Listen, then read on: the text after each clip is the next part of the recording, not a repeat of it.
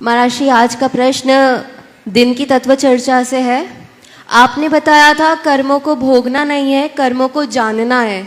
पर जब वास्तविकता में जब हम गृहस्थ जीवन में रहते हैं तो हम कर्मों को भोगते ही जाते हैं, और कर्मों को भोगते भोगते जब एकदम व्यथित हो जाते हैं तब समझ में आता है कि कर्मों को भोगना नहीं था, कर्मों को जानना था।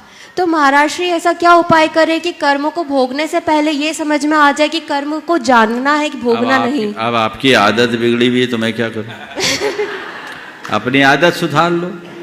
अब देखो, कर्मों को भोगना और कर्मों के प्रति जागना या काटने का टेक्निक बताऊं?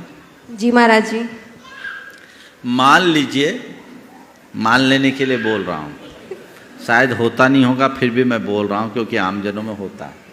आपकी बाजू में आपकी सासू माँ खड़ी है। जी महाराज जी। अगर आपकी सासू माँ ने आपको कोई कड़े बोल बोले, हो सकता बोलती हो नहीं भी बोलती हो, पर मान लो कड़े बोल बोले और आप उस बोल से प्रभावित हो गई, आपको बुरा लगा, आपने मुंह फुला लिया या एक की जगह चार सुना दिया, तो ये आपने कर्म को भोगा है, और जो कर्म को भोगता है वो कर्म को बांधता है। जी महाराज श्री। ठीक है। और यही आपकी सासू माँ ने बोला और आपने सुन के उसे अनसुना किया।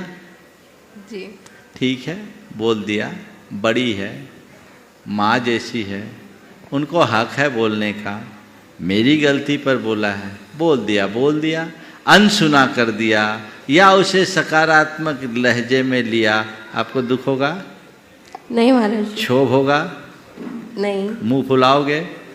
नहीं। मुस्कुराओगे? जी महाराज श्री। बस इसी का नाम है कर्म को जानना। जो कर्म को जानता है वो कर्म को काटता है, और जो कर्म को भोगता है वो कर्म को बांधता है। इतनी इजी टेक्निक है, अपनाते क्यों नहीं?